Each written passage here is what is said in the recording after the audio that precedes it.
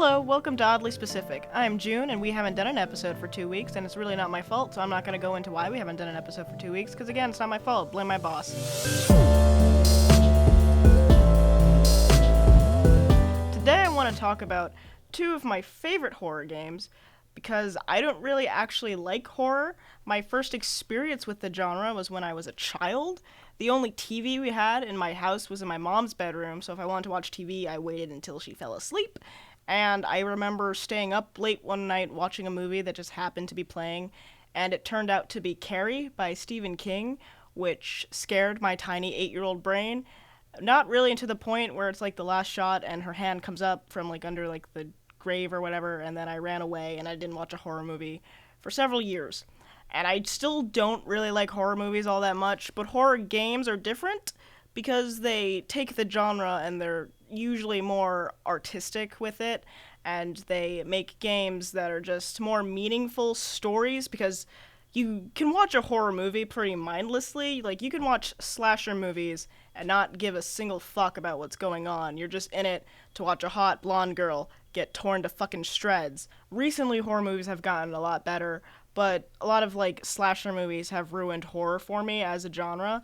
And then I discovered horror games through games like Until Dawn, and then I started playing indie horror games, and then I played Soma and Detention, which are the two games I'm going to cover today. So Detention is a unique game to me. It was one of the first games of its type ever played. I mean, it's basically a puzzle horror game, but it was the first game I've ever played that A, took place in Taiwan, and B, was created and really meant for like Taiwanese culture. Like, it had a bunch of like cultural motifs, and it had a bunch of things that have to do with like the spiritualism and like the religion over there, and it was good on that aspect. The story of Detention is basically you are a student named Wei who is falling asleep in his English class.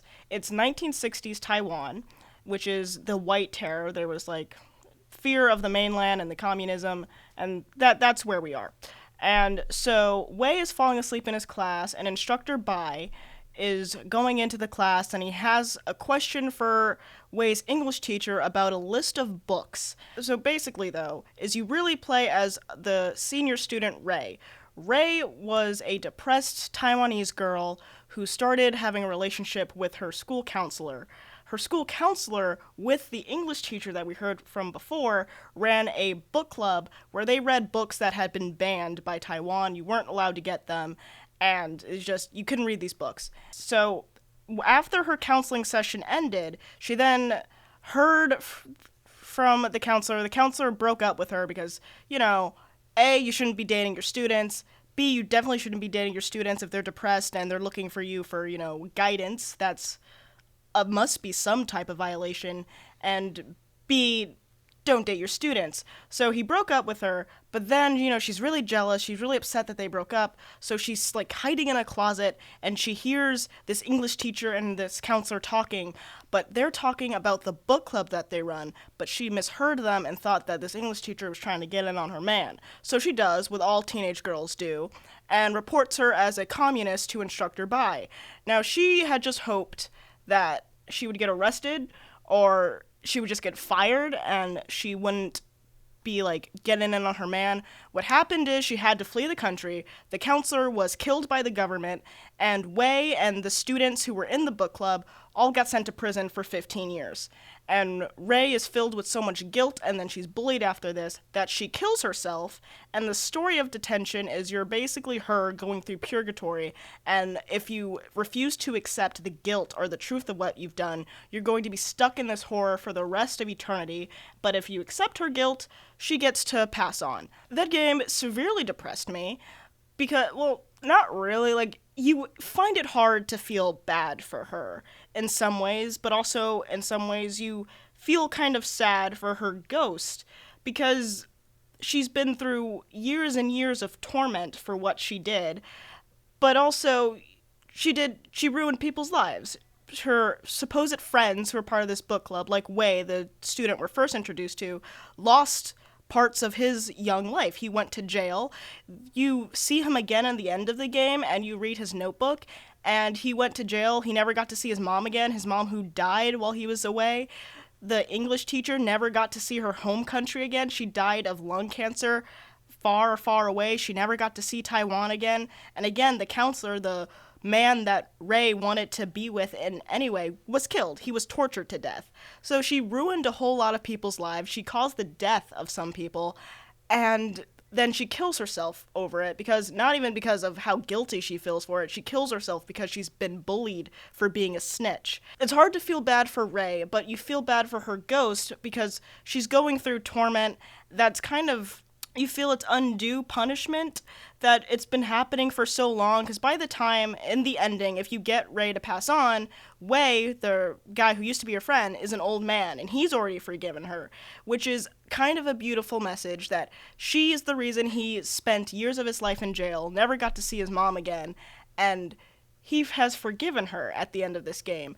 And it means something to see someone go through torment, even if they're not alive anymore, to see someone feel so deeply about something that they, suffer for it, and then have someone else forgive them. Like, ghosts in horror are usually the enemies. They're the ones that the characters are trying to defeat. Whereas in this game, we play as the ghost, and the enemy we're actually trying to defeat is not the monsters that chase you through the hall. They're not the puzzles. It's not anything but her own guilt. The antagonist of Detention is Ray's guilt and the truth of what Ray did to these people. And it's just much more meaningful to me than some guy in a mask running after teenagers and trying to slash them to death. Like, it sticks with you. It's one of those things that it's like, so it makes me wonder if, like, is it possible to do really, really bad things and still be forgiven for them? Is some punishment too much for some actions?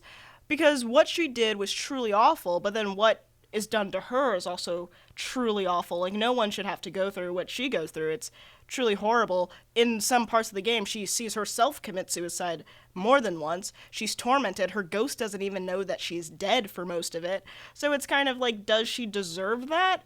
Even if they didn't deserve that either? It's just like, it's this weird thing, and it really makes you think. And I think that's something more horror games should have, is something that makes you think. It should be something that you shut off afterwards, and you have to really think about what you just saw. Also, the soundtrack for Detention is fucking awesome. It's a beautiful soundtrack. It's all original music, and I recommend anyone listen to it because that's fucking good. So, Soma is a vastly different game from Detention. You play as Simon Jarrett, who is suffering from cranial bleeds. So he goes to see a doctor who gets a brain scan for him. The problem is, we start the day as Simon Jarrett from 2015 Canada. We then are transported to Simon Jarrett of 2104 Pathos 2 underwater. But basically the story of Soma is, you are a brain scan of Simon 1 from Canada. You also play a brain scan of Simon 2 and possibly Simon 3. But basically what it is Pathos 2 is this underwater water station that has become the last base for human life because the Earth was hit by a meteor a couple months beforehand.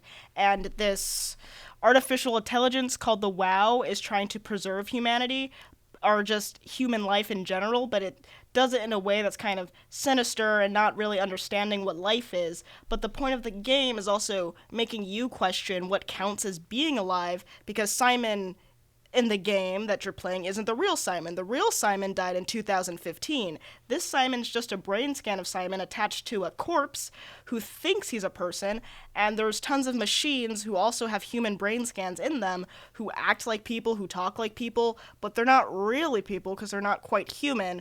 But the main story of the game is Simon teams up with Catherine, who's another brain scan of a Catherine who was on Pathos 2.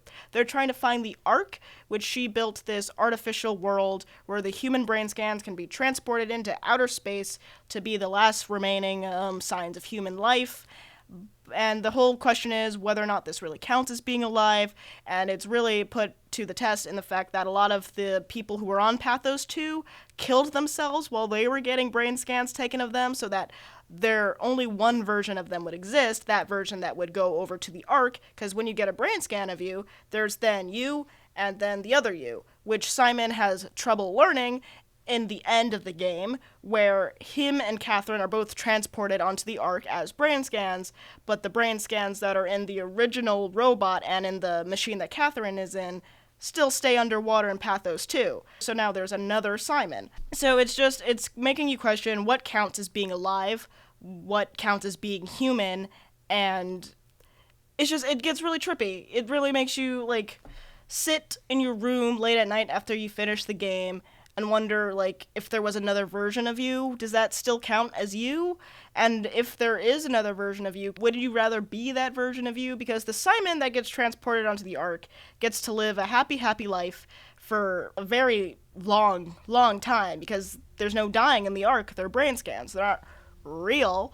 But the Simon who's left on Pathos 2 is left basically by himself, because at the end of the game, he's arguing with Catherine because he didn't understand that he wasn't going to be put on the Ark. Then everything shuts down and Catherine, like, short circuits, and it gets dark, and you're left with the belief that Simon's now underwater by himself and everything else is, like, dead because, again, the Earth was hit by a meteor and we had just finished watching the last actual living human being die.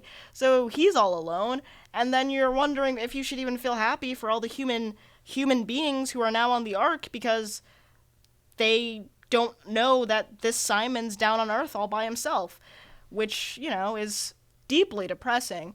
One of the things with that game is also one of the things that I don't think what scared me isn't the fact that you're running away from, like, monsters and all this stuff that's trying to kill you, and there's all these, like, actual horror elements, like heads explode and things are, like, chasing you. It is a survival horror game, but those aren't the things that scare me. Like, I didn't think I really felt what that game was about until you're in that room with the last human being who's hooked up to life support, who is trying to protect the Ark, and then she, like, asks you to, like, unplug her life support, and that's it. You're just watching the last human being on Earth die slowly because, there's no point for her to keep chugging along if human beings can be shot into space as a bunch of artificial intelligence. And it's like that's the moment of that game that sticks with you, is just watching this woman who's, like, all skinny and just hooked up to machines and not really even living anymore, talking about some of her fondest memories as she just fades off. But let's go to the point of this episode and why I'm talking about these two games. And it's because, as I said, I am a horror genre hater. I don't like being scared. I'm a wuss. Most people who I've gone to see horror movies with don't accept the hide rule, which I think is bullshit. I think if you're gonna watch a horror movie, but you don't like gore or jump scares, you should be 100% allowed to hide or close your eyes. I'm still listening. I can hear the fucking plot points. I don't need to see them. But that's not the point. The point is, horror as a genre, I think, has so much potential to be meaningful, to tell stories about what we as human beings are truly afraid of in ways that don't manifest in murderers or, ghosts that are kind of causing a problem. Horror has just the opportunity to present something as a monster, which is the easiest translation, like how zombies could present our fear of death creeping up on all of us, how vampires have been used to exploit the fears of sexuality and being abnormal in a society. Like, horror has such a potential to really mean something and to give us stories that will stick with us. And a lot of the times I feel horror movies aren't really picking up on that. Not until recently, but I think like slasher movies and just kind of like lazy sequel horror movies are just like ruining it for the genre, what the genre can really mean to people and what it can mean as a storytelling medium. And I think a lot of games have been able to do what horror movies can't, because horror movies can be entertaining, horror games can be entertaining, but they also have to tell a story, otherwise people won't really buy them.